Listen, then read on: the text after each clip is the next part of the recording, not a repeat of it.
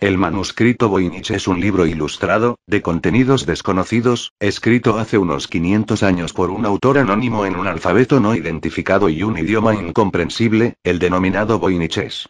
A lo largo de su existencia comprobada, el manuscrito ha sido objeto de intensos estudios por numerosos criptógrafos profesionales y aficionados, incluyendo destacados especialistas estadounidenses y británicos en descifrados de la Segunda Guerra Mundial.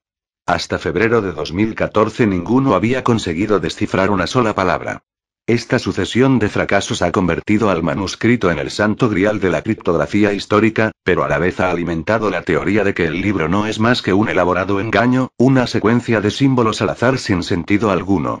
En febrero de 2014, Stephen Bax, profesor de la Universidad de Bedfordshire, Reino Unido, anunció haber descifrado el manuscrito en forma parcial 1. Sin embargo, el que cumpla la ley de Zipf, que establece que en todas las lenguas humanas la palabra más frecuente en una gran cantidad de texto aparece el doble de veces que la segunda más frecuente, el triple que la tercera más frecuente, el cuádruple que la cuarta, etc., hace pensar que se trata no solo de un texto redactado en un lenguaje concreto, sino también que ese lenguaje se basa en alguna lengua natural, ya que los lenguajes artificiales, como los élficos de Tolkien o el Klingon de Star Trek, no cumplen esta regla.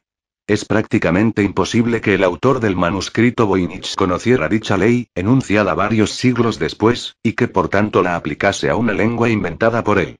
El nombre del manuscrito se debe al especialista en libros antiguos Wilfrid M. Voynich, quien lo adquirió en 1912. Actualmente está catalogado como el ítem MS-408 en la Biblioteca Beinecke de Libros Raros y Manuscritos de la Universidad de Yale. En 2009, investigaciones de la Universidad de Arizona, E.U. demostraron, mediante la prueba del carbono 14, y con una fiabilidad del 95%, que el pergamino del manuscrito podía datarse entre 1404 y 1438. Por otra parte, el Kroner Research Institute de Chicago demostró que la tinta fue aplicada no mucho después, confirmando así que el manuscrito es un auténtico documento medieval. Sobre el lugar en que pudo haberse escrito, existen pocas pistas. En una de sus ilustraciones aparece una ciudad amurallada, y son sus almenas dibujadas las que aportan una orientación. Su forma es la de las almenas llamadas de cola de golondrina, un estilo estético que, más tarde, en el Renacimiento, se popularizó por toda Europa, pero que en el momento en que se supone que se elaboró el manuscrito, según los últimos estudios de la Universidad de Arizona, solo se podía encontrar en el norte de Italia, quizá en la amplia región entre Milán y Venecia. Según estudios publicados en 2014, por el botánico Arthur Tucker de la Universidad Estatal de Delaware, el origen del manuscrito podría ser mesoamericano. Esta teoría se basa en la similitud de algunas plantas ilustradas en el manuscrito con sus contrapartes americanas y en el hecho de que el estilo con el que están realizadas dichas ilustraciones concuerda con el estilo usado en ilustraciones botánicas del siglo XVI en México.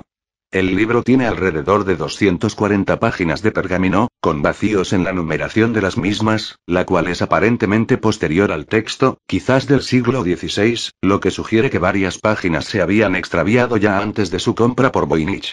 Para evitar extravíos posteriores, el padre Theodore C. Petersen lo fotocopió en 1931, repartiendo dichas copias entre varios investigadores interesados en su estudio e intento de traducción. Se utilizó pluma de ave para escribir el texto y dibujar las figuras con pintura de colores. Según se puede apreciar, el texto es posterior a las figuras, ya que en numerosas ocasiones el texto aparece tocando el borde de las imágenes, algo que no ocurriría si éstas hubiesen sido añadidas posteriormente. Las ilustraciones del manuscrito no aclaran los contenidos del texto, pero denotan que el libro consta de 6 secciones, con diferente materia y estilo. Exceptuando la última sección, que contiene únicamente texto, casi la totalidad de las páginas contienen al menos una ilustración. Las secciones y sus nombres convencionales son: herbario. Cada página muestra una planta, en ocasiones 2, y algunos párrafos de texto, un formato típico de herbarios europeos de la época. Algunas partes de estas ilustraciones son copias en mayor escala y detalle de bocetos vistos en la sección farmacéutica, debajo. Astronómica.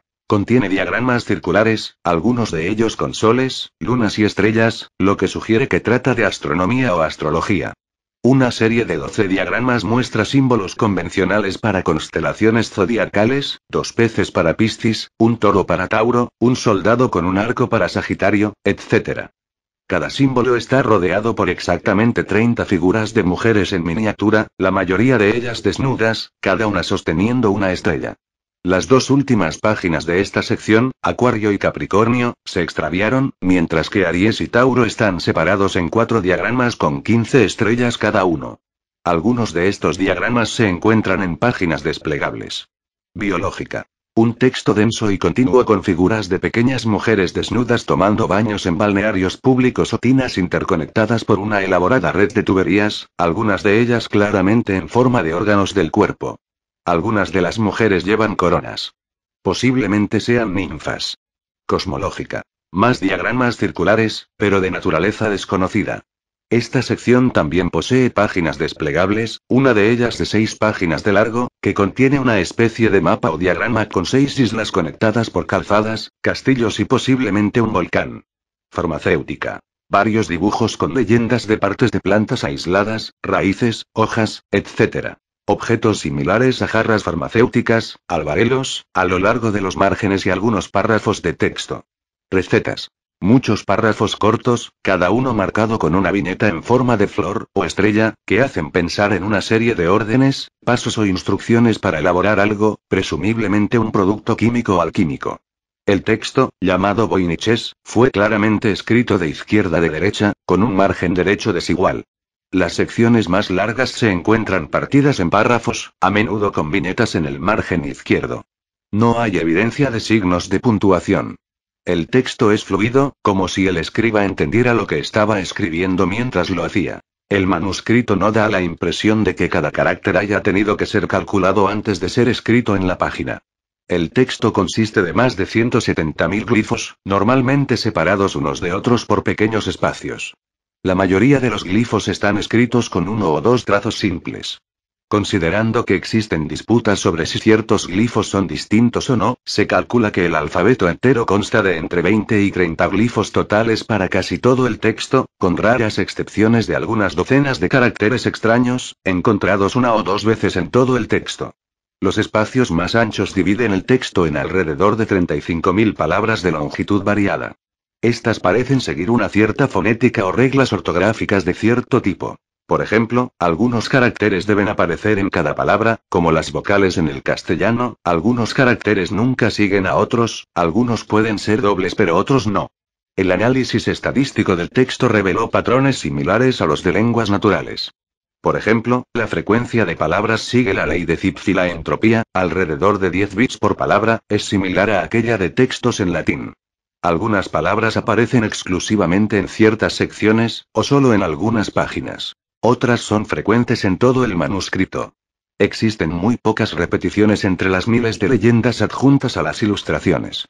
En la sección herbario, la primera palabra de cada página aparece solamente en esa página, pudiendo representar el nombre de la planta. Por otro lado, el idioma del manuscrito Voynich, el voiniches, es distinto de los idiomas europeos en varios aspectos. En particular, no existen palabras con más de 10 letras. Además, la distribución de letras dentro de una palabra es algo peculiar. Algunos caracteres aparecen solamente al principio de una palabra, otros solamente al final y algunos siempre en el medio. Tal característica es muy particular en lenguas como el árabe, donde la misma letra se representa de diferentes formas, dependiendo de su posición en la palabra, por lo que se escribe diferentemente al inicio, en el centro o al final, lo que puede dar a entender que se trata de un alfabeto más reducido, en el entendido de que se ven como símbolos distintos lo que podría ser el mismo. El texto parece ser más repetitivo que los típicos idiomas europeos. Existen secuencias en las cuales la misma palabra común aparece hasta 3 veces consecutivas. Se atribuye a los primeros propietarios reales del manuscrito la creencia de que su autor fue Roger Bacon, 1214-1294. El manuscrito presenta notables parecidos con una obra del autor inglés Anton Díaz-Cham, A Little Herbal, un pequeño herbario, publicada en 1550. Los primeros propietarios teóricos del manuscrito habrían sido Rodolfo II de Bohemia, 1552-1612, nieto de Carlos I de España, y Jacobus Orsiti de Tepenevz, que lo habría poseído entre 1612 y 1622, quien a su vez se lo habría pasado a Georgius Bartschius, quien en teoría lo habría tenido entre 1622 y 1665. De este último personaje no se tienen noticias más que por unas cartas que posiblemente escribió Johannes Marcus Marci, poseedor del libro en 1665, dirigidas a Athanasius Kircher. Quizá emulando al orientalista Andreas Mueller, que había conseguido estafar a Kircher con un texto fraudulento, y con la colaboración de Rafael Misowski, habría escrito el manuscrito y creado toda la representación anterior. Permanecería en manos de Athanasius Kircher desde 1665 hasta 1680, sin que pudiera descifrarlo, pasando a la biblioteca del Colegio Romano, actualmente la Universidad Pontificia Gregoriana, hasta 1912, momento en el que lo compraría Wilfried M. Voynich, entre 1912 y 1930, para pasar posteriormente a su viuda, Ethel Boole Voynich, entre 1930 y 1961, a Hans Peter Kraus, entre 1961 y 1969, el cual lo cedió a la Universidad de Yale. Dado que el alfabeto del manuscrito Voynich no se asemeja a ningún tipo de escritura conocida, y que el texto continúa sin ser descifrado, la única prueba práctica de la edad y origen del libro son sus ilustraciones, en especial, los atuendos y peinados de las figuras humanas, y algunos castillos vistos en los diagramas. Todo es característicamente europeo y, basándose en ello, la mayoría de los expertos fechan el libro entre 1450 y 1520. Esta estimación es apoyada por otras pistas secundarias. El primer dueño confirmado del manuscrito fue un cierto Georgius Bartschius, un oscuro alquimista que vivió en Praga a comienzos del siglo XVII. Aparentemente, Bartschius se encontraba tan confundido con respecto al libro como nos encontramos en la actualidad. Tras enterarse de que Athanasius Kircher, un erudito jesuita del Colegio Romano, había publicado un diccionario de copto, etíope, y descifrado los jeroglíficos egipcios, envió una muestra del manuscrito a Kircher en 2 ocasiones, pidiéndole pistas. Su carta a Kircher en 1639, recientemente hallada por René Zandbergen, es la mención más antigua del manuscrito hallada hasta la fecha.